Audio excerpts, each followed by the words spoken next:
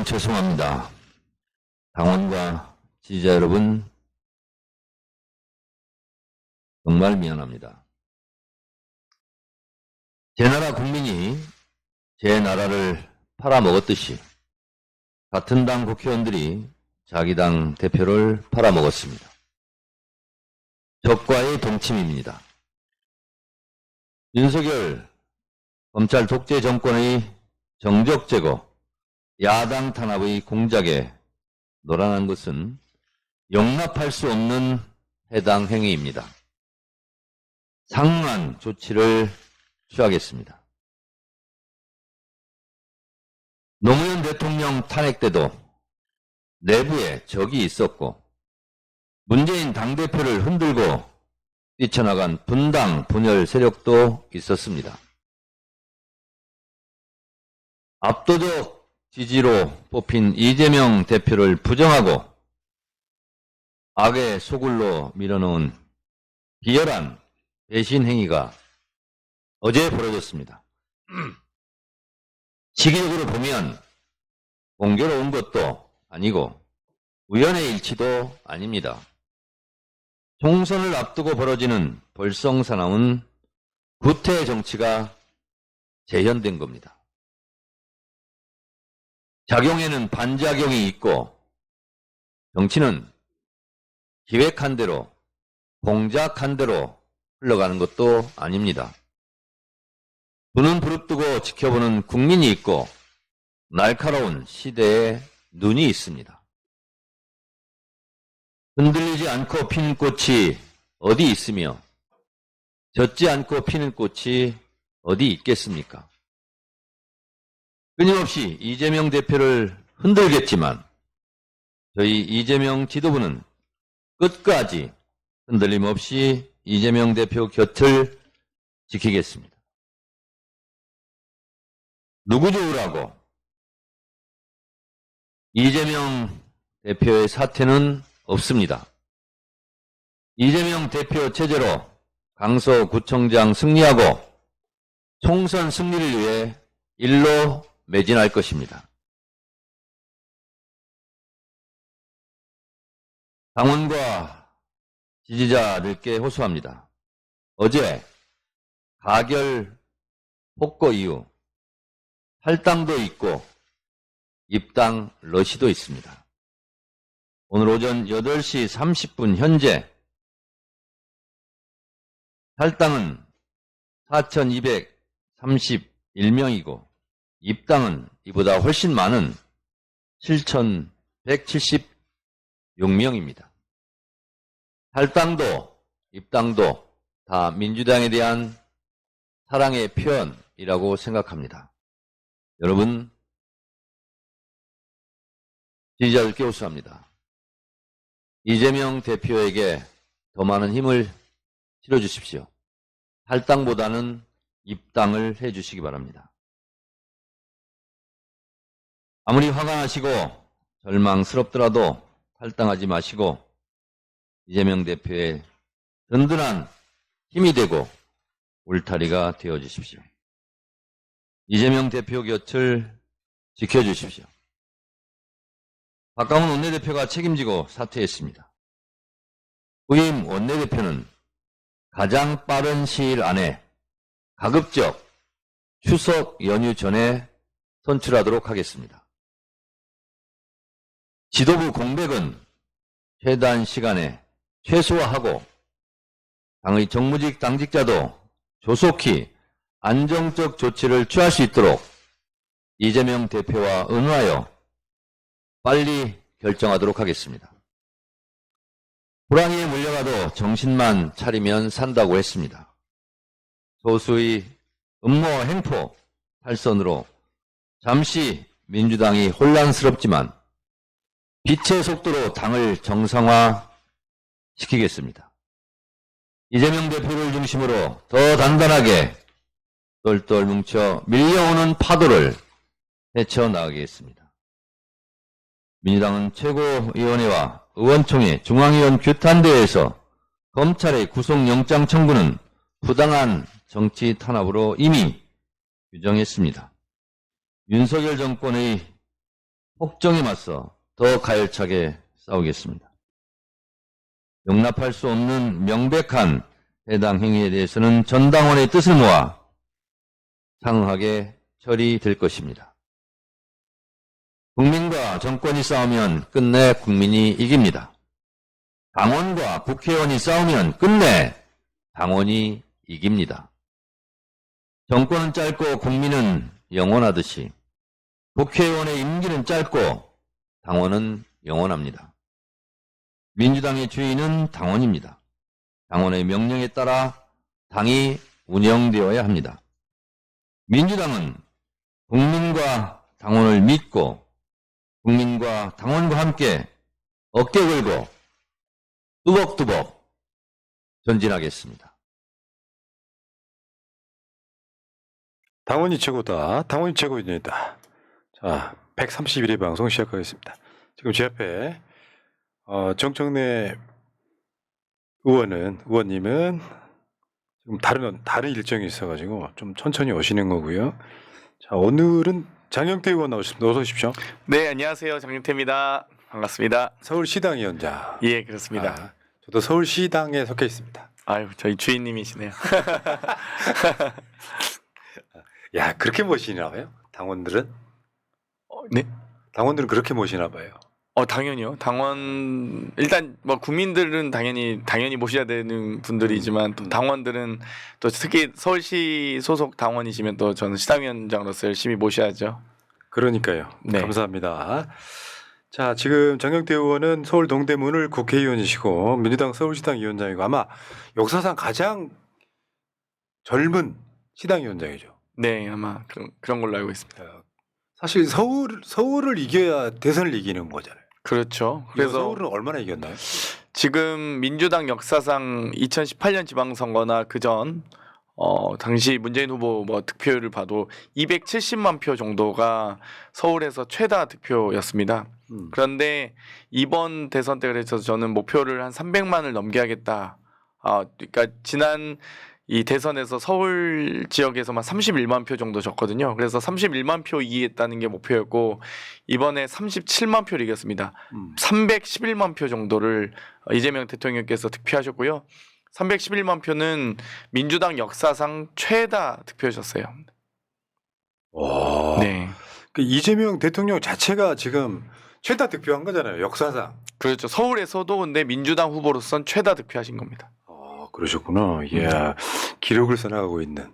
그렇죠. 기록을 자기 기록 깨는 거 있잖아요. 예전에 또 서울 인구가 1,000만 넘을 때 또 인구가 많을 때이지만 지금은 인구가 이 서울도 이제 950만이 깨지면서 점점 줄어들고 있거든요. 그런데도 최다 득표하셨다는 건 그만큼 엄청난 성과죠. 정말 이게 대단하시죠. 장경태가 노력한다고. 아니요. 저는 이 좋은 상품을 열심히 잘 팔았을 뿐이다. 팔기 위해서 열심히 다녔습니다. 상품이 좋았다. 당연하죠. 야. 그건 당연히 후원 안 해드릴 수가 없네. 감사합니다. 아직 후원 안 찼죠. 아마 예 그런 걸로 알고 있습니다. 그 이유가 뭐냐면 민주당 국회의원이 너무 많아요. 그러니까 내란 그 과정에서도 막 그렇죠. 이 과정들을 거치다 보니까 국회의원이 너무 많아가지고 챙겨야 될 사람이 너무 많은 거예요. 네, 맞습니다. 장경태 여러분, 장경태 의원 농협 301-0271-4268-81 역대 가장 많은 득표를 올린 서울시당위원장입니다. 여러분 구독, 후원 좀 해주시기 바라겠습니다. 그리고 채팅창 상단에는 정청래 TV, 장경태 TV 요거는 한도가 없어요. 네. 무조건 해주시면 돼요. 네, 조댓구알 부탁드립니다. 잘못 들으면 욕같이 들리기도 하고. 네. 자, 양희용님, 강한 민주당, 강한 정청래, 강한 민주당이 이재명 정부를 지킵니다. 이재명 의원님 정청래 의원님 힘내십시오. 장경태 의원님도 정청래 의원님과 함께 해주셔서 정말 감사합니다 하셨습니다. 고맙습니다. 그도 그럴 것이 우리 장경태 의원께서요 지금 정청래 의원하고 몇 가지가 겹치더라고요. 행적을 네. 보니까 첫 번째는 과방위원? 네, 과방위에서 21대 국회 때 과방위원장으로 모셨고요. 과방위원과 네. 그 다음에 최고위. 최고위원으로 같이 최고위의 활동했고요. 정청래 수석 최고와 장경태 최고위원. 네, 그 다음에 법사위. 그렇습니다. 정청래 법사위원장하고 장경태 법사위원. 이야, 무슨 운명입니까 이게? 네, 근데 사실 이제 다들 많은 분들이 이 정청래 법사위원장 혹은 또 수석 최고위원으로서의 활약만 기억하시는데 저는 22대 국회는 이미 총선을 이재명 대통령께서 승리하시고 나서였기 때문에 좀 더 안정적 국회 운영이 가능했지만 저희는 주목해야 될 것이 21대 국회였습니다. 그때는 뭐 사실 뭐 의총만 하면 이재명 대표 사퇴하라라는 그런 의총이었기 때문에 정말 어려움이 많았고요. 또 여러 가지 상임위원장 배분 과정에서의 또 좀 부족한 이 부분들도 있었는데 그때 기억을 더듬어 보시면 유일하게 21대 국회 상임위원장 중에 가장 앞장서서 싸웠던 상임위 그리고 상임위원장이 과방이었고 과방위원장 정청래 위원장이었습니다. 그때 뭐 법사위도 이미 넘어가 있었고요. 뭐 이렇다 할 싸워야 될 소위 쟁점 법안을 가지고 싸울 수 있는 상임위가 과방이었군요. 그때 방송 3법 안건 조정위까지 개최하면서까지 통과시켰고요. 또 이 이동관 방통위원장, 김홍일 방통위원장, 또 MBC를 장악하기 위해서 또 KBS 이사회를 장악하기 위해서 얼마나 많은 노력을 했습니까? 그 당시 정말 뭐 위법하게 2인 방통위를 무리하게 운영하면서 그때 가장 전면에서 앞장서서 싸웠던 이 국회 상임위가 과방이었고 당시 상임위원장이 정청래 위원장이었습니다. 그때 아마 민주 세력의 20년 수고원이었던 그 공영방송의 이사 시스템을 그때 확 바꾸겠다고 나왔었고, 야, 저 실력으로 법사위원장인데 상상도 못했잖아요. 왜냐하면 율사 출신들이 주로 가니까. 그렇죠, 네. 처음에 우려가 컸는데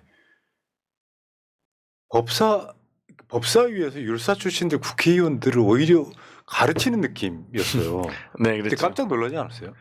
그러니까 뭐 국회법 이제 뭐 이 정말 어르신들까지 다 기억하시는 국회법 145조 회의방해와 관련된 위원장의 권한을 항상 명시하시고 말씀하셨기 때문에 그러니까 법사위에서 그러니까 소위 국민의힘 의원들을 제압하는 그 실력이 저는 법사위에서 갑자기 깜짝 등장한 게 아니라 이미 21대 국회에서 그 어려운 상황의 국회에서 과방위원장 하면서 이 방송 3법을 안건 조정위까지 가면서까지 정말 많은 노력을 하셨고요.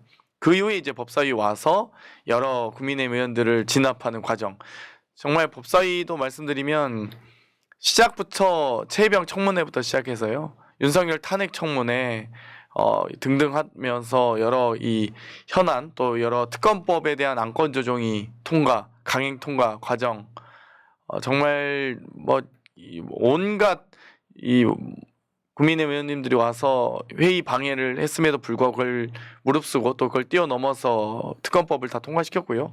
또 거기에 특활비 특경비를 전액 삭감하면서 뭐 어찌되건 법사위가 그동안 좀 부족하게 뭐 해왔던 것들 그런 것들을 완벽하게 윤석열이 정말 계엄을 일으키지 않으면 안 될 정도로 완벽하게 임무를 수행했던 것 같습니다. 정청래 의원 나빠요. 왜냐하면 그렇게 법사위원장을 하면 다음 법사위원장 어떻게 해? 그러니까 많이 부담스러울 것 같아요, 사실. 그러니까 지금 이재명 대통령도 후보 뭐 또는 제가 봤을 때는 민주당을 1기, 2기 하면서 가장 강하게 만들어놨거든요. 그렇죠. 지금 최근에도 김민석 뭐 총리 후보자 뭐 청문회에서 막 서로가 논란을 지들끼리 만들고 있잖아요. 그렇죠. 근데 민주당이 환골탈퇴하고 나니까 내부적인 논란이 아예 없잖아요.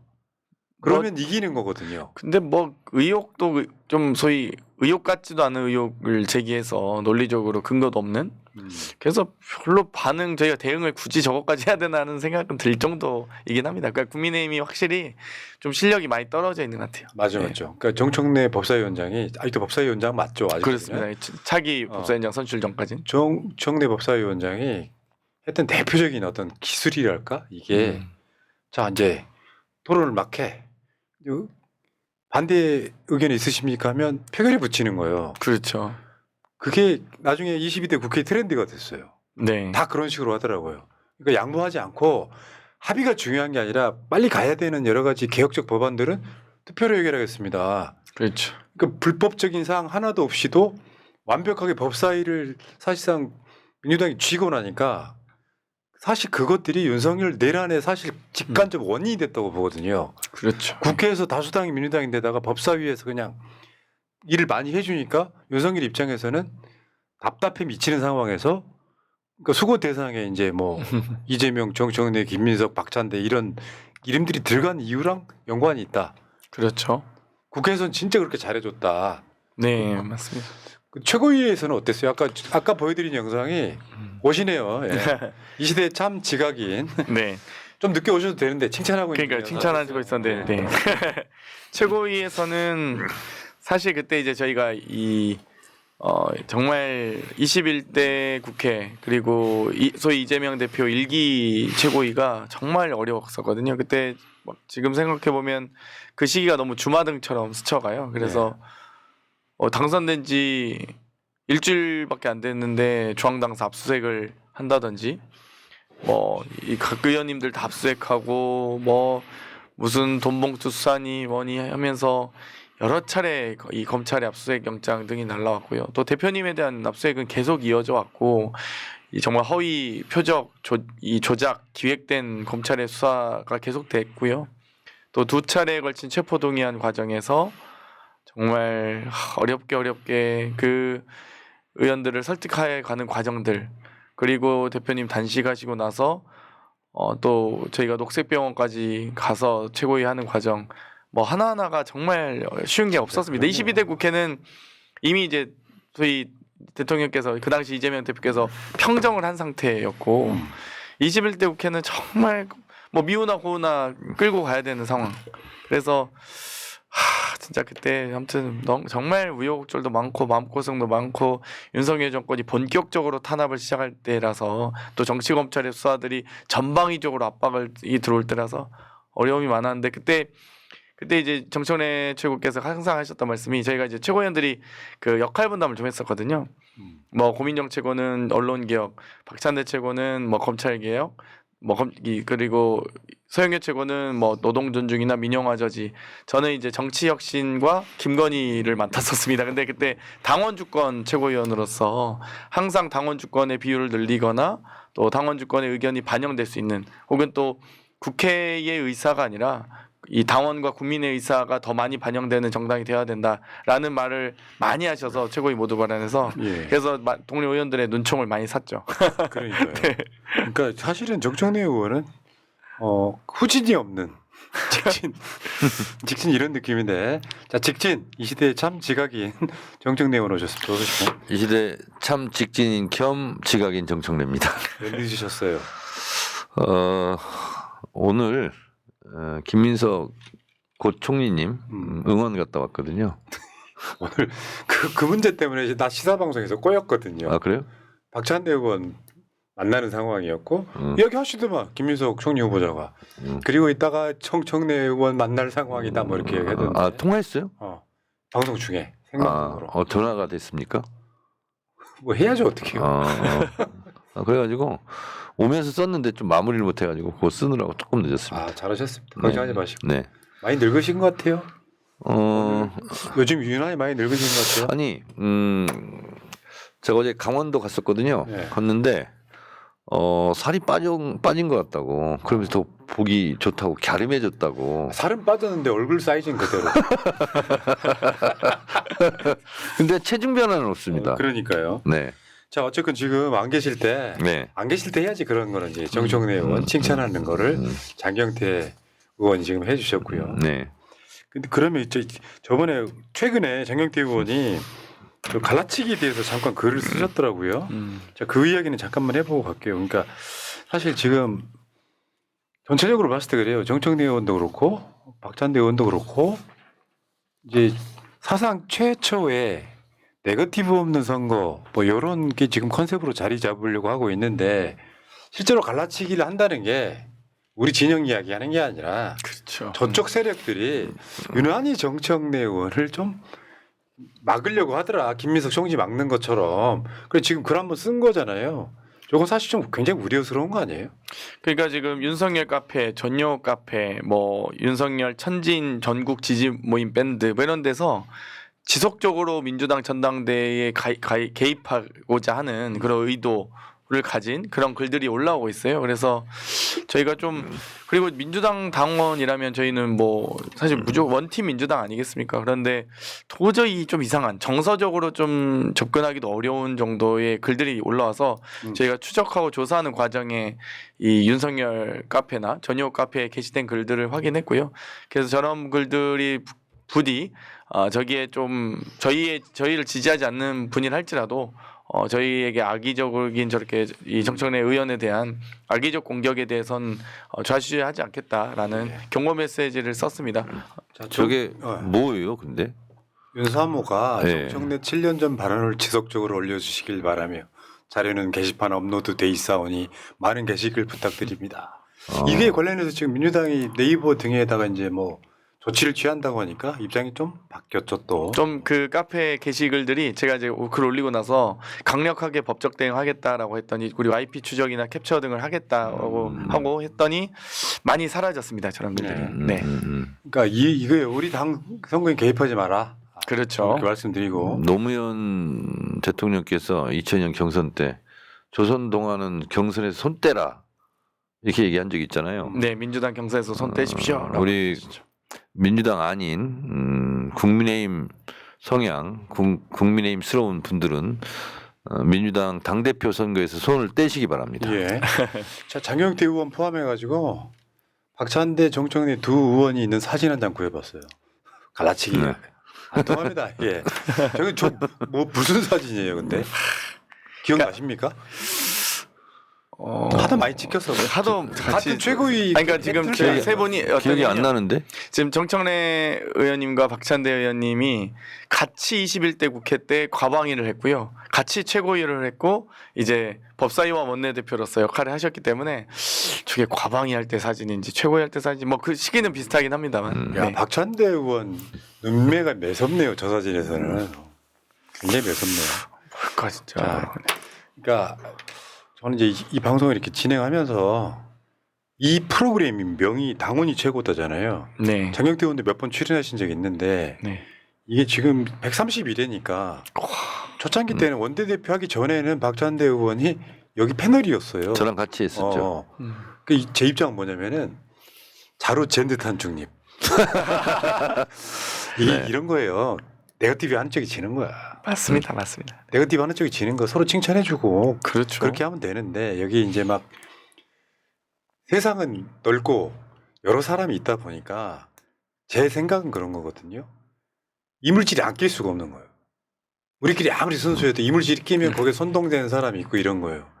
이재명 정부 시작된 지 지금 10며칠 지났습니다. 그렇죠. 내부적으로 지지고 보고 갈라질 이유가 없는 거거든요. 정청래 의원 아마 그 네거티브 없는 선거전 선언을 하신 거잖아요. 네, 그렇습니다.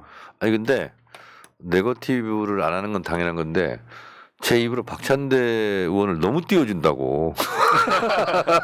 저번에 뭐 최고위원 때 이재명 대표 일기 때도 네.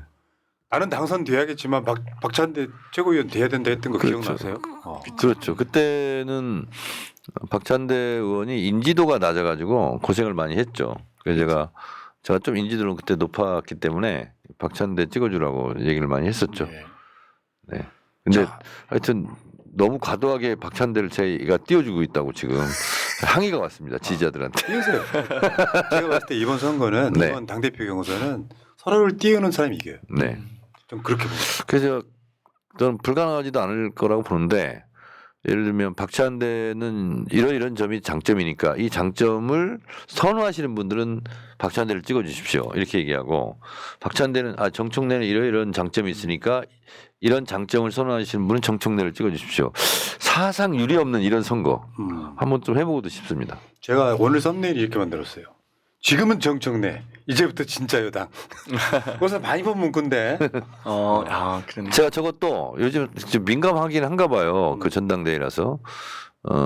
이제 대선 때 썼던 그거를 좀 벤치마킹에 써야 되겠다. 그래서 이제부터 진짜 민주당 그러니까 그럼 지금 그때까지는 그래서 여당으로 바꾼 거야 내가. 가짜 민주당이었단 말이냐?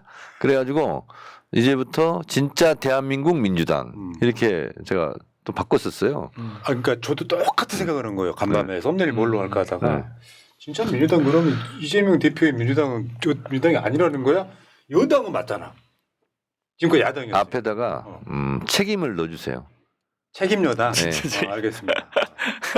이번에 썸네일 만드시는 우리 작가님 이제부터 진짜 책임 여당. 썸네일 만드는 작가님께서 그걸 수용하실지 모르겠습니다만 이딴 약속드리고요.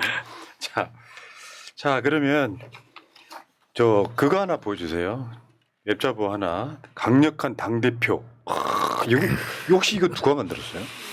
이거 그냥 자봉하시는 분들이 계속 뭐 하나씩 만들어줘요. 근데 멋있더라고. 강력한 당대 원래 이제 정청래 의원의 오랜 기간 동안의 별명이 당대표. 그렇죠. 거기에 점 하나만 찍어주세요. 네, 점을 지금 투표로 찍고 있잖아요. 그렇습니다. 아이디어 좋은데? 네. 2015년 그 전당대회 당시에 당 대표로서 엄청 흥행을 많이 또 지지를 받으셨는데 점 하나 찍는데 아무튼 10년이 걸렸습니다. 제가 찍으려고 하는데. 네. 제가 지난주 방송에 그 이야기했거든요. 최근 20년 민주당의 역사는 정청래 역사다. 이 과정들이 분명히 있어서 그렇죠. 일반 저변에는 그런 심리가 좀 작동하는 걸 저 당원들한테 느끼거든요. 그러니까 그 이재명 대표를 위해서 당 대표를 2번이나 사실상 양보한 정청래 의원. 양보는 아니고 제가 해봤자 안 되니까. 그리고 이재명 대통령 그때 대선 떨어지고 나서 국회의원도 아니었잖아요. 그렇죠. 그냥 전 대선 후보예요. 근데 뭐 예를 들면 야당 탄압 이런 게 있을 수 있고 그러면 당 대표라는 갑옷을 일단 입을 필요가 있겠다. 그런 생각이 들고 또 억울하게 안타깝게 졌는데 당원들이 어느 누구를 원할까? 그것은 이재명의 리더십을 원할 것이다. 그렇게 생각을 좀 했었고 또 1년 전에 총선이 끝났을 때는 이재명 대통령조차 연임이라는 컨셉이 없었어요. 우리 장경태 의원 잘 알겠지만 근데 제가 갑자기 사석에서 연임 얘기를 꺼냅니다. 제가. 그런데 말도 못 꺼내게 처음에 했었는데 제가 그랬어요. 좀 지나보세요. 연임 분위기가 뜰 겁니다. 그때 제가 공개적으로 나는 당대표 안 나갈 테니 이재명 대표가 연임하시라 이런 얘기를 할 거다 내가. 그랬더니 에이 뭐 그런 일이 있냐고. 근데 그건 제가 맞았습니다. 아니, 본인 속마음 어떻든 간에 그렇게 해주면 에이 뭔 얘기인지가 받아주고 나는 제일 멋있었던 장면은 내란 일어나고 생방송으로 대표가 인천 자택에서 국회에 올 때 했던 딱 한마디. 이제부터 윤석열은 대통령이 아닙니다. 거기까지 이어진 거잖아요. 그렇죠. 내란 진압이 있어가지고 여러 가지 우연과 필연들이 겹쳐서 사실 오늘이 왔다. 네. 그러니까 방금 말씀하신 그 자리에 저도 있었는데요. 그러니까 애초 저희가 최고위원 돼서 얘기했던 게 사실 대선 지고 나서 전당대 당대표 출마할 때 정말 당내 많은 분들이 심지어 측근이란 분들까지도 당대표 출마를 다 반대했어요. 대선 지고 나면 뭐 소위 휴직기를 좀 거치고 나서 좀 한 2년 정도 휴식기를 거치고 나서 그 다음에 전당대를 나가야지 바로 나가는 경우가 어딨냐 뭐 이런 얘기를 뭐 많이 그런 이 당내 이 논쟁이 있을 텐데 언젠가 그때 이제 이재명 당시 전 후보께서 저한테도 여쭤보신 적이 있었거든요. 그래서 제가 그 말씀을 드렸던 게 기억이 나요. 강력하게 나가야 된다고 말씀드리면서 개인적으로는 손해일 수 있으나 당으로선 이기고 당에는 지금 너무 필요합니다. 그렇죠. 꼭 나가주셨으면 좋겠습니다. 이 말을 이제 했다고 얘기를 했는데 이제 정청래 당시 최고께서 나도 강력하게 추천했는데 출마를 둘 다 권유했구나 이런 얘기를 하고 나서 다음 이제 연임하실 때도 이렇게 이제 최고위원들 모여서 만찬 자리였는데 식사 자리였는데 그때 갑자기 이제 정청래 최고께서 얘기를 꺼내시더라고요. 그 연임을 예. 제가 제일 먼저 꺼냈을 거예요. 아마. 다들 이제 쉬쉬하고 말을 못 할 텐데 이제 뭐 아직 그 마음이 결정되시기 전인 것 같아서 저희가 뭐 물어보셔야 뭐 말을 안 할 텐데 그런 고민을 하셨던 것 같은데 갑자기 정청래 최고께서 예. 이재명 대표께서 한 번 더 해주셔야 당이 더 안정적이고 윤석열 정권에 대항할 수 있는 더 강한 전투력을 가질 것 같습니다. 이 말씀하시는 걸 이 당대표 재출마를 권유하신 걸 보고 저도 다 그때 최고위원들 다 기억하실 거예요. 네. 그러니까 지금 결과론적으로 보면 대성공. 그렇죠. 사실 어떻게 보면 결과가 나쁘면요 도박이 돼버리고 욕먹게 돼 있는 거거든요. 당신이 괜히 당대표 연임하라고 해서 뭐 어쩌고저쩌고 잘못됐으면 그랬을 수도 있는 거예요. 아 정청래 괜히 그때 연임 얘기 꺼내가지고 괜히 연임해가지고 상처도 받고 또 안 좋은 결과 나오지 않았냐 그러면서 저를 또 언제 원망할 수도 있겠지. 자 정청래 의원의 SNS 한번 보겠습니다. 정치적 동지인 박찬대 의원께서 당대표 출마 선언을 했다. 나도 출마를 했다. 정당 사상 가장 아름다운 경선을 통해 국민과 당원들이 승리하는 전당대회를 만들었으면 좋겠다. 나도 최선을 다할 테니 박찬대 의원도 화이팅 하시라. 지금 선거는 그래요. 서로를 칭찬 더 많이 하는 사람이 이긴다. 사실 이런 거예요. 경쟁이기 때문에 완벽하게 네거티브 없기는 좀 힘들지만 후보님들이 자꾸 강조하다 보면은 그렇죠. 우리 같은 방송 있잖아요. 사실 마음이 엄청 불편하거든요. 그렇죠. 당내 경선은 진짜 불편해요. 저들하고 싸울 때는 같이 뭉쳐서 같이 싸우면 되는데 누구 편을 들고 안 들고. 근데 저는 솔직히 말씀드려서 유튜브 하는 입장에서 기본적으로 뭔가 이렇게 편 들면서 내부적인 걸 때리는 걸 좋아하는 사람들이 있어요. 네. 제가 봤을 때는 우리 내부적으로는 그래요. 솔직히 말씀드려서 제가 이낙연 편인데도 좀 시간이 걸렸거든요. 언젠가 정상으로 돌아오겠지. 그 시간이 있을 거 아니에요. 보다 못해서 때리는 그런 시간이 있거든요.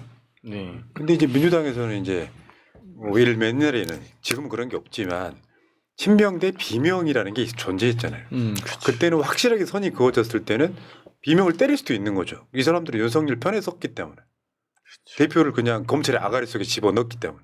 그렇죠. 근데 그 상황에서 친명이라고 하는 것도 어떤 면에서 보면은 서로 또 갈라지는 건 아마 제가 봤을 때 지지층이나 국민들은 그거 되게 싫어하거든요. 그렇죠. 네. 더군다나 정권 완전 저반인데. 절대 그래서는 안 되죠. 예. 자, 근데 우리 정청래 최고란다. 우리 정청래 의원께서 봉화마을 가셔가지고 오해를 하시더라고요. 난 저런 거 처음 봤어. 저도 좀 부끄러워 죽겠어요. 동영상으로 보면 더 부끄럽습니다. 네. 아니 그냥 살짝 뭐 눈물 나면 눈물을 흘리지 막 아유 나 표정 보면 저 안 보고 싶어요. 왜 저렇게 아, 왜 했는지. 저러셨어요? 갑자기 뭐 북받치던가요? 아니 봉화마을 갈 때마다 다짐을 합니다. 오늘 울지 말아야지. 이날도 그렇게 했는데 그 아세요? 노사모한 사람들은 노무현 대통령에 대한 알죠. 생각 그런 거 있잖아요. 애잔한 마음이 아주 근데 있죠. 왜 자꾸 눈물이 나는지 솔직히 뭐 딱히 이유를 잘 모르겠어요. 근데 그 항상 이렇게 눈시울을 붉히고 좀 이렇게 하긴 했는데 저 때는 아니 그냥 참을 수가 없더라고요. 저게 아마 절하고 났을 땐가 그 너럭바위 앞에서 절했잖아요. 네네. 그때신 것 같은데요. 그때일 거예요. 그 절하고 나서. 근데 한 번 할 때도 눈물이 막 나오려고 했는데 두 번 하는데 막 사실 못 일어나겠더라고. 근데 계속 엎드려 있으면 안 될 것 같아서 일어나가지고 얼굴을 저렇게 노출을 시킬 수밖에 없었는데 그래서 제가 왜 울었을까 그런 생각을 좀 해봤어요. 걸어 나오면서 했더니 어쨌든 노사모 할 때 생각도 나고 그리고 또 2010년 이제 공천 탈락 컷오프 됐을 때 그때 저 당대표 나가라고 당원들이 엄청 문자 보냈거든요. 근데 그거를 좀 피하는 방법으로 봉화마을 그때 갔었어요. 그래서 참배하고 노무현 대통령한테 여쭤봤더니 지금은 당대표 할 때가 아니란다. 이렇게 말씀하셔서 제가 당대표 나갈 수가 없습니다. 하고 이제 핑계 삼아서 그렇게 권양순에서 뵙고 이렇게 왔던 그때 기억도 좀 났던 것 같고 그리고 어쨌든 노사모 할 때는 뭐 평범한 노사모였고 노무현 대통령 지지자였는데 대통령님 제가 어느덧 당대표가 될지 안 될지는 그런 감정. 모르지만 제가 당대표에 출마했습니다. 그러니까 20년 됐잖아요. 근데 막 그런 것들이 막 알든 모르든 하던 것들이 막 밀려오더라고. 그래서 그냥 눈물이 나더라고요. 야, 그럴 것 같아요. 저는 그런 감정이 조금 이해가 돼요. 더군다나 대선 이겨서 지금 새로운 대통령 들어온 지 얼마 안 됐잖아요. 이기고 왔습니다라는 약간 보고도 될 수 있고. 뭐 그런 것도 있었고요. 그리고 제가 이제 부엉이 바위에 몇 번 올라갔다 지금은 안 올라가거든요. 부엉이 바위에 하면 그 몸을 던졌던 그 장소에도 가보고 근데 밑으로 내려가 보다 보면 이렇게 무서워서 다시 뒤로 오고 근데 그 이후로는 제가 안 갔는데 저 좀 봉화마을 저기만 가서 이렇게 너럭바위 특히 여기 서 있으면 이상해요 하여튼 아 근데 저런 장면 저도 처음 봐가지고요. 정청래 의원 저렇게 서럽게 우는 장면이. 근데 이게 있어요. 내가 왜 울었는지 이유도 모르게 약간 북받칠 때가 있어요. 구체적인 이유는 모르겠는데 네네네. 뭐가 막 쌓여 있는 느낌이 확 터지는 거. 있죠. 예. 야 우리 장경태 의원도 이제 혼날. 장경태 의원이 저 뒤에 있지 않았어요? 저 바로 근데 왜 근데 같이 안 울었던 거야?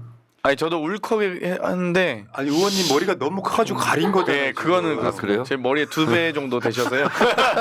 아니, 근데 이제 저도 뭐 젊은 나이긴 하지만 조금 울컥한 마음이 있는 게 이제 노무현 대통령님 그 서거하셨을 때 제가 연결식장 바로 봉화마을에서 줄 서십시오, 분양하십시오, 나가십시오, 줄 서십시오. 이거를 일주일 내내 2시간씩 쪽자는 자면서 했고요.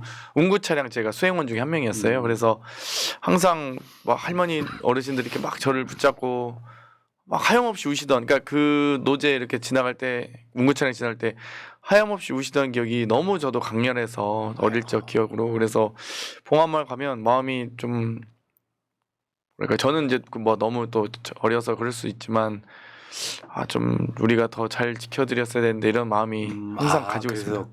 예. 정청래 의원 막 오열할 때 이제 근데 같이 우시는데 약간 울컥한데 같이 따라오면 안 아니, 될 것 좀- 같은데. 아니 근데 왜 저렇게 울지? 좀 이상하지 않았어요? 아니 근데 그 정서는 저도 있죠. 그러니까 그리고 이제 다 이해하지 못하더라도 그래도 좀 조금이나마 이해하는 마음이 있습니다. 그리고 이제 이런 것도 있어요. 뭐냐면 제가 이번에 당대표 나가면서 이번 당대표, 다음 당대표, 서울시장 예를 들면서 이런 권유를 많이 받았거든요. 예. 근데 이제 노무현 대통령의 판단 기준을 저는 따른 거거든요.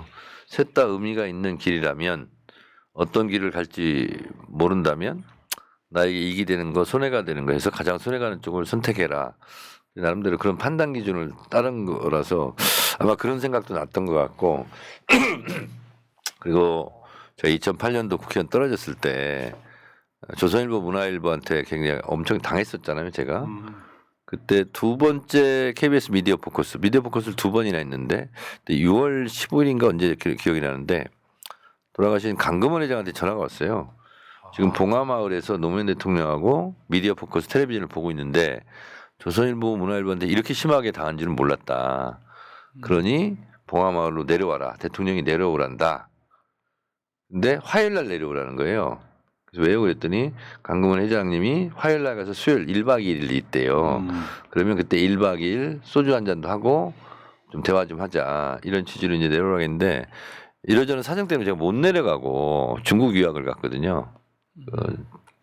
그런데 그때 중국 유학을 하고 있는 중에 서거하셨거든. 아이씨 그래서 그때 저거네 이유가 가장 큰 이유가 저거였었겠네. 그때도 그래서 그 다음날 비행기 타고 바로 와가지고 집에도 안 가고 곧장 봉화마을 갔었거든요. 근데 그때 내려오라고 할 때 내려갈 걸 그런 좀 생각도 좀 들고 그래서 그게 저는 기억이 많이 남아요. 사실은 그때 왜 안 갔지? 갔어야 되는데 그런 생각이 좀 들고 그렇죠. 아이고. 자 알겠습니다. 어떤 마음인지는 뭐 단편적인 게 아니라 복합적으로 많이 작동하다 보니까 갑자기 그 에너지가 모여서 오열하지 않았을까 이런 생각이 들고요. 그 주말에 휴일날 이재명 대통령이 여야 지도부와 오찬을 했단 말이에요. 근데 이제 민주당에서는 원내대표만 직무대행만 같이 있는 상태라 이제 두 자리를 같이 간 거잖아요. 그렇죠. 그렇다 보니까 지금 예를 들면 당대표가 있었더라면 저 자리에 지금 당대표도 그 자리에 가야 되는 상황이고 저기는 지금 비대위원장이 당대표격으로 나온 거고요. 그렇죠. 예. 저 상황에서 지금 뭐 저 윤석열한테 찍소리도 못하던 저 국민의힘 지도부가 이재명 대통령한테 온갖 요구 사항을 다 걸었다고 하죠. 그 뭐 대통령 뽑은 사람들이 50%가 안 된다는 취지로 얘기하고 대통령 끝나면 재판 받을 거 거기에 진짜 빡 돌더구만. 그래서 내가 그거 딱 보고 무리하기 짝이 없다고. 진짜 저도 욕이라도 해주고 싶었는데 그럼 또 당대표 나간 사람이 욕한다고 또 시비 걸릴까봐 욕은 못하고. 그 여쭤볼게요. 네. 내가 만약에 저 자리에 있었더라면 제가요? 당대표 갖고 이제 여야 저기 대표들이 오찬 한다고 하면 저런 말이 나왔다면 어떻게 하셨겠어요? 저는 화를 냈을 것 같아요. 그리고 그 말을 좀 심하게 하시네. 저 이렇게 했을 것 같아요. 말은 좀 가려서 합시다 좀. 아니 대통령 끝나고 재판 받으셔야죠. 이게 말이 됩니까? 일부 보도에 의하면 네. 비공개에서 이재명 대통령이 김용태 비대위원장한테 그 이야기를 했다 그러죠. 김용태 비대위원장도 떨면 안 나올 것 같냐. 아마 웃으며 얘기했을 거예요. 근데 당대표가 있다면 본인이 그 이야기를 직접 할 이유가 없는 거잖아요. 그렇지. 그렇죠. 제가 뭐라고 했겠죠. 비공개 때는 뭐 일말 저말 다 할 수 있는 거죠, 사실은. 그리고 그랬을 것 같아. 아, 그 정치한 지 얼마 안 돼서 그런 것 같은데 그 참 기본이 되시오 좀. 뭐 이렇게 얘기했겠지. 왜 그 사인간에 결혼식하고 사돈끼리 상견례 하는데 혼수 이야기부터 꺼내는 거잖아요. 얼마 채워라. 와, 나 저 사람들 보고 와, 정치를 아니요, 그 결혼하기 위해 상견례 갔다가 이혼할 때 재산 분할 몇 대 몇으로 할지 얘기한 그렇죠, 거하고 그런 거죠, 똑같은 거죠. 그런 거. 그러니까 있을 수 없는 일이고요. 근데 저도 저희가 사실 저쪽은 두 명이 나오는데 저희는 당대표 대행 겸 원내대표 한 명이었기 때문에 저 자리에 우리 당의 당대표가 있어서 따끔하게 질책하고 여야는 뭐 싸울 수 있죠. 공방할 수도 있고 다만 이제 대통령이시기 때문에 또 인내하고 참아야 되는 또 이런 뭐 모습도 있었을 텐데 저는 저 자리에 조금 전투력 있는 당대표가 계셨으면 어땠을까. 또 김병기 원내대표 입장에서는 또 어찌됐건 카운터 파트너인 송원석 원내대표가 와 있는 자리이기 때문에 또 마냥 그 자리에서 호통을 치긴 어려웠을 거거든요. 그래서 조금 아쉬웠습니다 저는. 그러니까 제가 출마 선언문에 썼는데 싸움은 제가 할 테니 대통령은 일만 하십시오. 근데 저럴 때는 누가 나서서 뭐라고 막 해야 되고 대통령은 이거 만류하고 그렇죠. 원래 그렇죠. 뭐 이렇게 가야 되거든요. 근데 대통령이 험한 말을 할 수는 없거든. 어제 김병기 원내대표가 윤석열 배출한 것부터 먼저 반성해라 뭐 이런 정도 이야기는 한 것 같습니다. 아주 잘했어요. 네. 네. 자, 근데 그러면요 이런 게 있어. 지금 유력한 두 분이 나와서 지금 당대표 출마 선언을 한 거잖아요. 근데 정청래 의원 생각하시기에 지금 첫 여당 대표가 되는 거잖아요. 네. 본인이 해야 되는 이유가 명확하게 뭡니까? 저는 당 대표가 되면 제일 먼저 하고 싶은 게 뭐냐?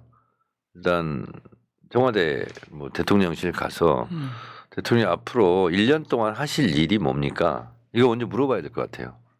그리고 몇 월 달에 뭐 이렇게 그래서 국회에서 처리해야 될 거 이런 것은 다 메모를 좀 해서 오고 싶어요. 그래서 그 대통령이 일하는 데 있어서 좀 국회 걸림돌이 안 되도록 그것은 그냥 눈 질끈 감고 그걸 해결하는 것. 저는 그걸 해야 된다고 보거든요. 그리고 저는 때로는 대통령을 설득할 일이 있습니다. 이거는 장경태 의원이 이해를 들면 확실하게 할 텐데 아니 대선에 나가려면 당대표를 1년 전에 사퇴를 해야 되는 거예요. 당헌당규상. 당원 88조입니다. 당원 88조? 예.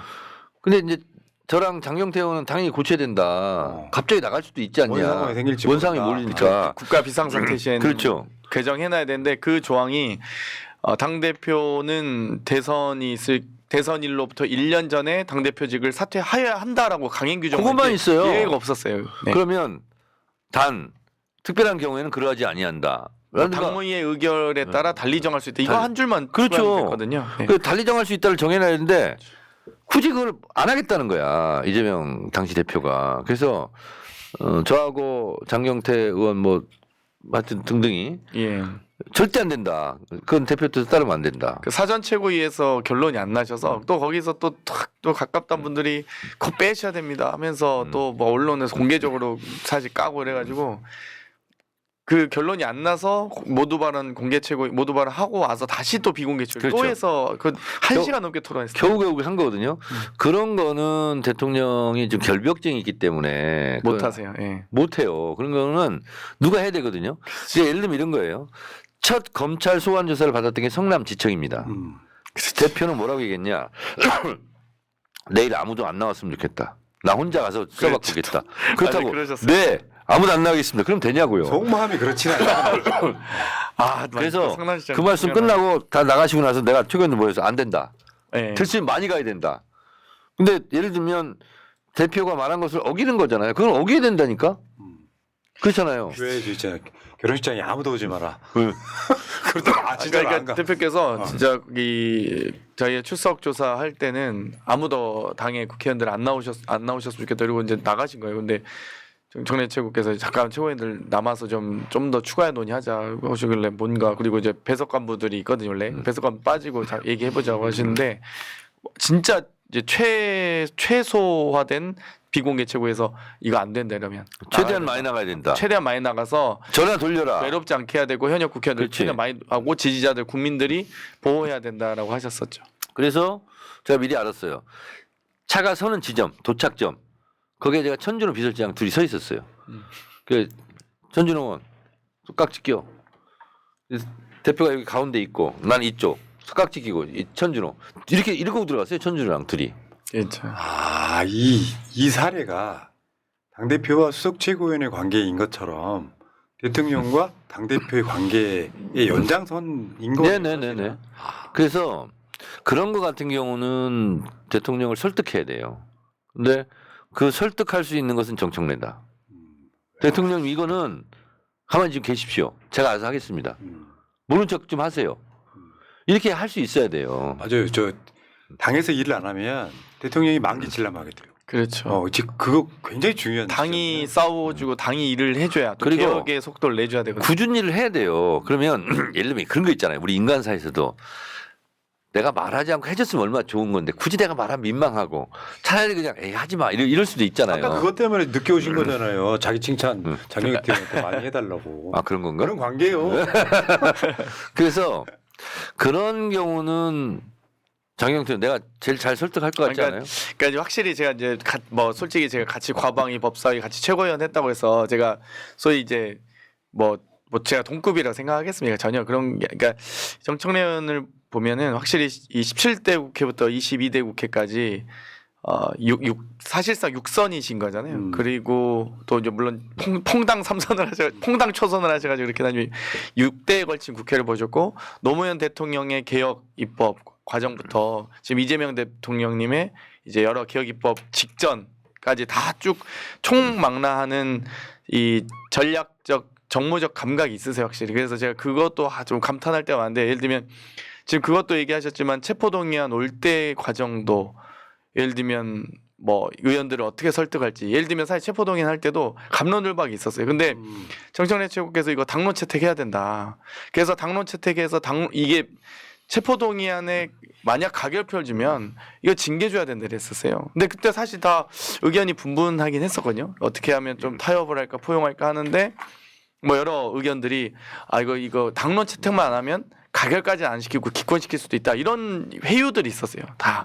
근데 그때 이제 강력하게 안 됩니다. 이거 당론 채택 안 하면 분명히 그치. 후회할 겁니다 이랬고 또 한 번은 대표님 단식하실 때도 대표님 단식 해제한다는 게 빗발쳤어요. 물론 저희도 걱정돼서 했지만 검찰이 이제 완전 압수수색영장 체포동의안을 보내기 직전인데 이것까지 다 고려해서 대표께서 어떻게 하면 정말 국민과 이 나라를 걱정하는 마음으로 진정성을 전달할 수 있을지를 당연히 고민하시는데 다들 그냥 발만 동동 구르는데 아이고. 그때 수석책으로서 중심을 잡아주시더라고요. 그래서 제가 그 모습을 다 알고 있기 때문에 솔직히 저도 뭐 그냥 아무렇게나 아무 생각 없이 뭐 이렇게 그런 건 좋아하는 마음이 있는 건 아니고요. 진짜 그 많은 일들이 있었습니다.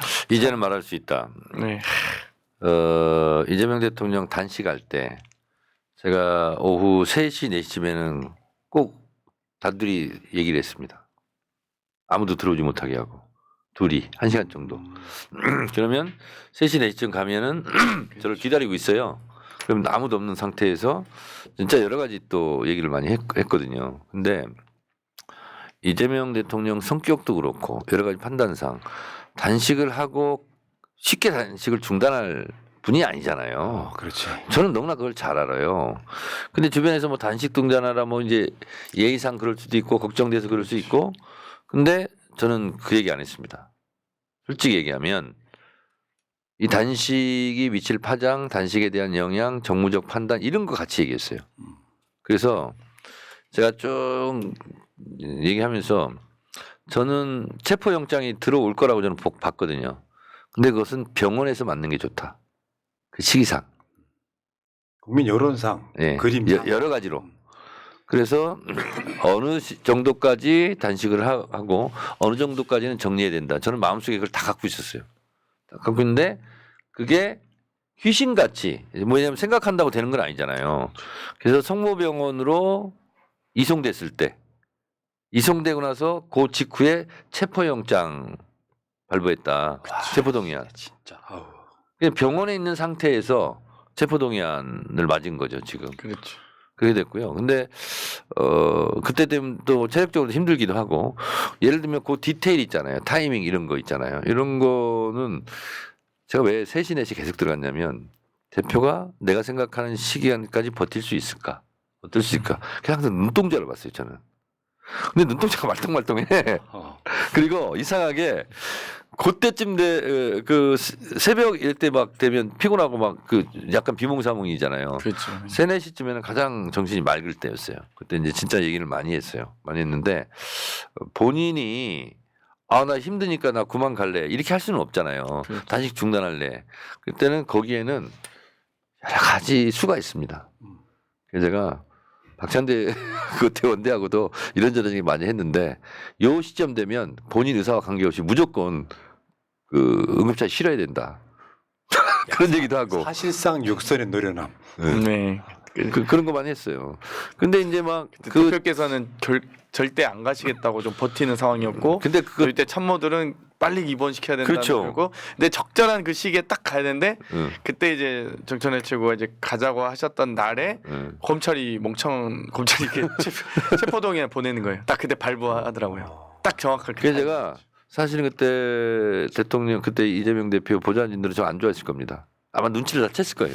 둘이 앉아가지고 1시간 동안 뭔 얘기를 저렇게 하는지 그리고 피곤해 죽겠는데 뭘 저렇게 말을 시키지 그래서 저를 좀 안 좋아했을 수는 있는데 저는 그 건강 상태는 눈 보면 알거든요. 그래서 체크하면서 어느 정도까지 버틸 수 있겠다.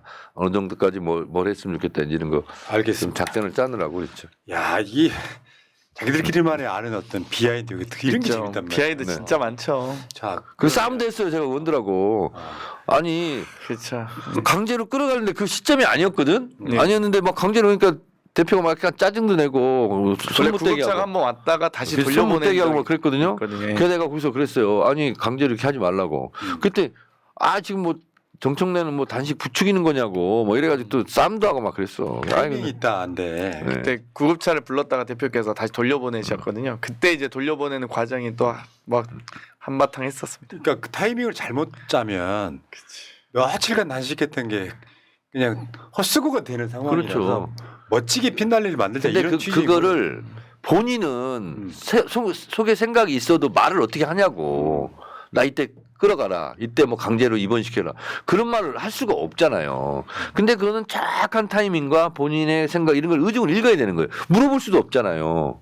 그래서 제가 매일 갔던 거예요. 그런 거네요. 이재명 대표 마음 해석기 그렇죠. 이런 거네. 네. 자, 근데 시간 관계상은요. 질문 한번 바꿔볼게요. 네.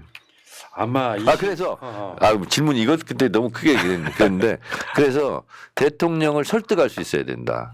그리고 때로는 대통령한테 진짜 어려운 얘기도 편하게 할 수 있어야 되고 좀 그런 것을 하는 데는 예. 그래서 제가 적임자가 아니겠느냐 예. 그런 생각을 하죠. 저는 방송 수년간 일관되게 한 얘기가 있어요. 이재명 대표도 완벽한 사람은 아니다. 어떤 스텝이 있고 때로는 잘못할 때도 있는 거다.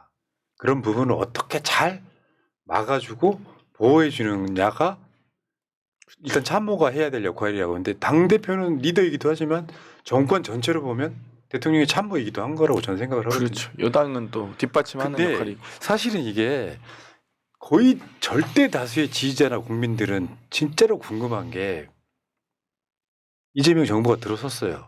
이제 김민석 총리도 곧 인준이 되겠죠. 네. 당대표도 이제 8월 달이면 뽑혀요. 네. 그런 상황에서 이번에 일요일 날 그 오찬도 보셨지만 협치를 할 것인가 어디까지 해야 되는가 이 궁금증이 있어요. 그러니까 아마 이제 우리 진영 사람들의 트라우마가 아닌가 싶어요. 협치란 이름으로 망쳐버린 정권이라는 게 있잖아요.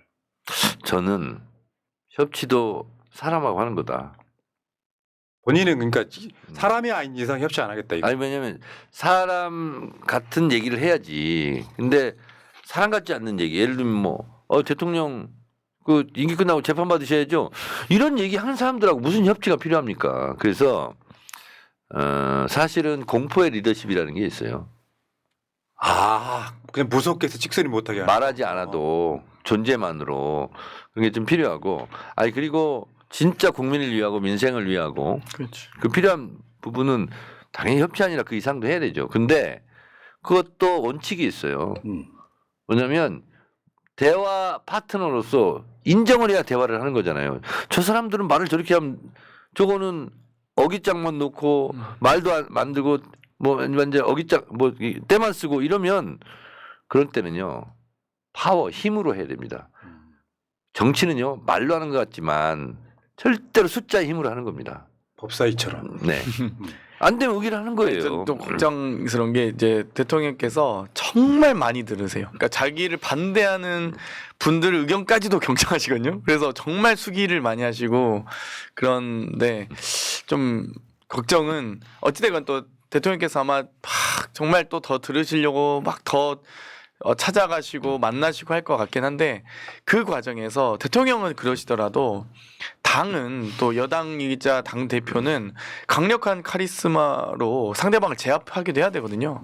그리고 협치의 대상이 되는 게 있고 안 되는 게 있는데 기본적인 개혁 입법들은 제가 보기엔 최소 그러니까 빠르면 3개월, 늦어도 6개월에는 올해 안에는 다 처리를 해야 됩니다. 그러려면 상대방이 가장 무서워하는 민주당 대표가 누구겠느냐 뭐 이런 생각은 당연히 많은 지지자와 당원들께 사실이라 봐요. 대통령은 만류하는 입장이 돼야 됩니다.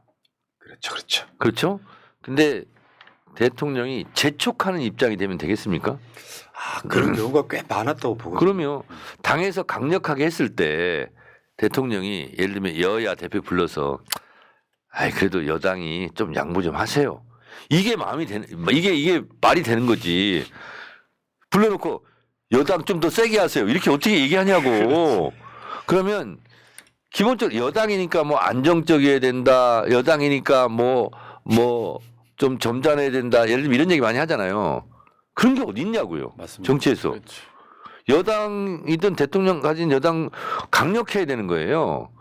그랬을 때 대통령이 나서서 좀 천천히 갑시다라든가 좀 톤다운 합시다. 이러면서 대통령이 뭐 하나 주는 거예요. 야당한테. 제가 항상 저도 정치인은 아니지만 갖고 있는 제 흐름의 맥은 있거든요. 문재인 정부 개혁 실패했다 이렇게 표현하잖아요.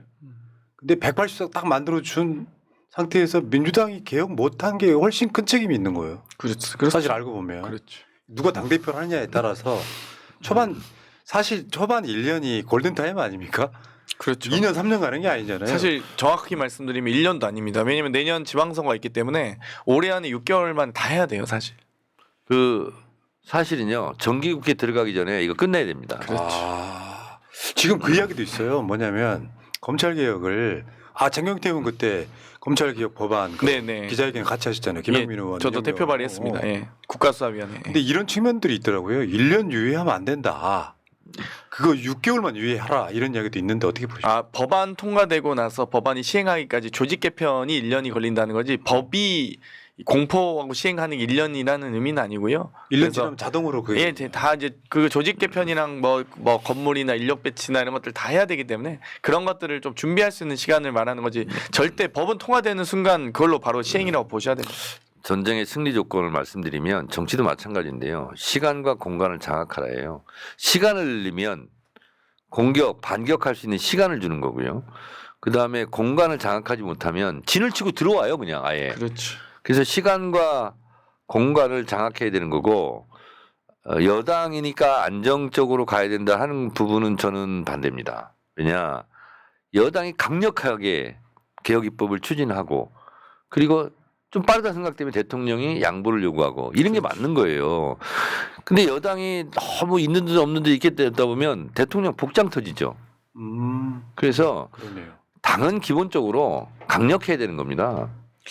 그리고 강력한 것이 오히려 안정적인 거예요. 그렇죠. 저도 좀 부연해서 말씀드리면 사실 당이 강력하게 개혁 의지를 보이고 거기서 그 과정에서 조율도 하고 대통령께서 포용도 해주신 것이지 만약에 당이 오히려 대통령 보고 너무 개혁적인 거 아니에요? 이렇게 망한 게 사실 열린우리당이라고 보거든요. 열린우리당은 여당이 오히려 대통령 보고 개혁적이다고 말할 정도 그런 말들이 나왔으니까 그런 것들을 딱 정확하게 강력한 리더십으로 통제도 하고 또 강력하게 추진도 하고 해야 되는 게 여당이죠. 그리고 또 구조적으로 그렇게 할 수밖에 없는 게 대통령은 대한민국의 대통령이잖아요. 근데 민주당은 민주당 당원의 대통령, 민주당원의 당이잖아요. 그럼 당원들이 요구하는 것은 강할 수밖에 없는 거예요. 그렇잖아요? 지금 시기적으로도 그렇죠. 네, 그렇습니다. 지금 시기에 아주 중요한 시기입니다 지금. 청산도 안 됐고 내란 청산 그들의 어떤 부패에 대한 진상도 안 드러났는데 협치부터 이야기할 수는 없는 것이고요. 내란 종식 빨리 해야 되고 검찰 개혁, 사법 개혁, 언론 개혁 있잖아요. 3개월 안에 끝내야 됩니다, 이거. 야, 그 정청래 의원 말씀 들으니까 뭔가 약간 좀 마음이 왜냐하면 이게 뭐 지금 법안이 없는 게 아니에요. 이미 10년, 수십 년 논의된 거 많아요. 그리고 실제로 처리를 하는 시간은 물리적인 시간은 솔직히 하면 2주면 돼요. 안 그렇습니까? 그렇습니다. 다 돼 있는데요. 근데 이제 숙성하고 또 뭐 국민들 설득하고 뭐 야당 설득하는 이런 모양새는 필요하니까 석 달이면 충분하다. 그래서 이거는 예상국회에 들어가기 전에 빨리 해버려야 돼 이건. 자, 근데 마지막 질문. 그러니까 이 당대표 1년짜리예요. 일단 궁금한 거. 이번에 최고위원도 보궐 있죠. 네, 한 명 보고 있습니다. 근데 그게 지금 김민석 수석 자리잖아요. 그렇습니다. 그러면 그 양반이 수석이 되는 건 아니잖아요. 말석이 되는 거예요. 5위로 들어가. 오히려 선출된 순서대로 전현희 서열이 의원이 정해지거든요. 수석이 되는 거예요. 그렇죠. 아, 그렇군요. 한 단계씩 승진. 승진. 그러니까 지금 8월 달에 뽑히면 임기 1년. 네. 그리고 지방선거 내년 6월에 있으니까 지방선거를 승리를 하고 그만두는 당대표란 말이에요. 그렇죠. 지방선거 압승에 대한 어떤 나름 비전이 있어야 되잖아요. 있죠. 왜냐하면 이게 대통령이 뽑히고 첫 선거잖아요. 여기서 지면 사실은 나머지 기간 동안에는 굉장히 어렵게 끝날 수밖에 없죠. 그래서 제가 출마 기자회견문에 저의 운명이나 이재명 대통령이나 운명이나 같은 운명 공동체입니다. 얘기한 게 그 지방선거에서 승리를 하면 이재명 대통령도 좋아지는 거고 만약에 제가 당대표로서 지위에서 지방선거에 승리하면 저도 좋은 거고 근데 망하면 둘 다 망하는 거예요. 이게 사실은 운명 공동체라는 얘기를 내가 그런 개념으로 썼고 그리고 지방선거 승리는 행정부 대통령이 뭐 국정을 잘 해야 되는 것이 기본이고 대통령 지지율 그다음에 당 지지율 아니겠습니까? 근데 그것이 기본이 된다면 가장 민주적인 경선이 가장 강한 후보를 만드는 거거든요. 그래서 중간에 장난질하지 못하고 가장 민주적인 경선을 할 수 있는 그런 공천을 해야 된다.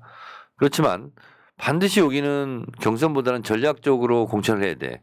그러면 당대표에게 권한이 있잖아요. 전략 공천. 네, 20%.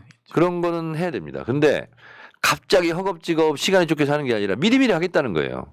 지금도 차근차근 수시로. 물 밑에서는 염두에 두고 있는 사람도 있습니다. 제가. 그게 지금 서울시당 위원장도 마찬가지잖아요. 네. 그렇죠. 지금 일단 서울시장 가져오는 게 급선. 아, 무조건 해야 됩니다. 예. 그래야 저희가 시청 광장부터 해서 다 가져올 수 있습니다. 너무 울컥해 지금 서울시장에 그 부분은 너무 억울하게 뺏겨가지고. 네. 자, 그걸 이겨서 뭐 경기도는 뭐 거의 뭐 이길 게 예상되긴 하지만 서울시도 가져와야 되고 그러니까 국민의힘을 거의 특정 지역의 자민련 정도로 그냥 완벽하게 고립시키는 걸 가져와야 되거든요. 근데 그렇죠. 문재인 정부 때 워낙 압승을 한번 거둔 적이 있어가지고 거기에 근접할지는 그 정도 해야죠. 그 정도 해야죠. 네. 자, 의원님 네. 궁금한 게 저는 대통령은 사실 본인의 소위 말하면 이심은 없다고 저는 알고 있거든요. 마음속으로 명심. 명심이죠, 명심, 이심. 이렇게 알고 있는데 대통령의 마음은 혹시 본인한테 있다고 생각하십니까? 저는 다 말씀드릴 수 없지만 저한테 확실하게 있다고 저는 생각을 합니다. 저는. 그게 아니면 대통령이 뭐 속으로 정청래 안 나왔으면 좋겠다 뭐 이랬으면 내가 나올 리도 없고요. 저는 그거는 뭐 밝힐 수는 없습니다만 확실하게 저한테 있다고 저는 확신합니다. 저는 그런 생각을 해봤어요. 자신감 있게 말씀드립니다. 그러니까 이런 게 있어. 나무는 흔들리고 싶어하지 않은데 바람에 그렇지. 잎사귀들이 흔들리는 딱 그 원리를 저는 깨달은 적이 있거든요. 그러니까 이게 있어요. 사실 어떻게 보면 참칭한다는 측면이 좀 있습니다. 제가 봤을 때는 후보자들이 중요한 게 아니라 주위의 세력들이 계속 흔들어대면서 이게 이제 언플로도 가고 막 그러거든요. 저는 다만 이런 게 있어요. 그러니까 우리 같이 방송하는 입장에서는 되게 고통스러운 게 이게 당내 경선은요 말도 안 되는 피해를 입어요. 그러니까 안 그렇죠. 했으면 좋겠는 거야. 그렇죠. 오죽했으면 제가 무슨 얘기냐면은 이재명 대표가 대통령하고 당대표 겸직했으면 좋겠다. 왜냐하면 사실 이런 게 있어. 누구누구의 편도 안 들었지만 그 사람들의 가짜뉴스와 이미지로 누구를 편들었다. 솔직히 말씀드리면 정봉주 의원 최고위원 그 사태 있잖아요. 네. 우리들 입장에서 그 사건이 벌어지고 나서 바로 출연을 지금까지 못 하고 있거든요. 동조하지 않기 때문에. 그렇죠. 근데 예. 그 전에 한 인터뷰를 가짜 뉴스를 돌려가지고 새날이 정봉주 편들고 이재명 대표를 비판했다 이렇게 나옵니다. 아이고. 그런 걸 너무 많이 당하니까 이런 선거 당내 경선이라는 게 너무 힘든 거예요. 근데 이건 뭐 날마다 하소연할 수는 없잖아요. 그래서 박찬대 의원이나 우리 정청래 의원이 네거티브 없는 당대표 경선하겠다에 굉장히 박수를 치고 싶은 거예요. 그렇죠. 솔직히 말씀드려요. 근데 나만 그런 게 아니라 절대 다수의 지지자들은 네거티브 하는 꼴 보기 싫어합니다. 그렇죠. 아니 지금 정권 초반에 막 서로 막 지금 내란 진압하기도 힘들어 죽겠는데 예 지금 쌀 때가 네거티브를 잘할 한다면 제가 그럼 박찬대 의원보다 더 잘할 수 있습니다. 네거티브. 예? 저는 뭐 별 기술을 다 쓸 수 있는데 그런 거 하지 않습니다. 그리고 이제 자로 잰 듯한 중립의 새날은 내일 6시에 박찬대 의원 인터뷰도 있다는 네. 말씀드리겠습니다. 네. 자, 어쨌든 지금 131회까지였어요. 한때는 우리 박찬대 의원도 패널이었던 바로 그 이 훌륭한 방송. 이 방송 제목은 그거예요. 당원 주권 정당. 이번에 보니까 좀 컨셉도 그거더만요. 당원 주권 정당 최고위원회에서 당원 주권 정당의 대표가 뭐 되겠다 이런 네. 컨셉도 있는 것이고요. 자, 마지막으로 지금 장경태 의원 그리고 정청래 의원께서 한 30초씩만 마무리 멘트 해주십시오. 뭐 제가 먼저 하면 말씀드리면 참 많은 지지자와 당원들께서 이재명 정부의 탄생을 또 진짜 대한민국의 건설을 많이 바랬던 만큼 저희가 긴장감 늦추지 않고 그 마음 단단히 먹고 개혁 입법 또 국회에서 저도 열심히 추진해 나가겠습니다. 기대하겠습니다. 바다는 비에 젖지 않는다고 했습니다. 바다가 강물을 받아들이는 것은 바다가 강물보다 더 깊고 더 넓기 때문에 모든 강물을 다 받아들인다고 합니다. 바다 같은 마음으로 한 발 한 발 당원들과 함께 국민들과 함께 전당대회 승리, 당원과 국민들의 승리가 될 수 있도록 최선의 노력을 다하겠습니다. 기대하겠습니다. 자, 화이팅들 하시고요. 뭐 여기 정규 방송이니까 우리 정청래 의원님은 다음 주에 뵙겠습니다. 그리고 장경태 의원은 오랜만에 반가웠습니다. 네, 고맙습니다. 감사합니다. 방송 마칠게요. 감사합니다.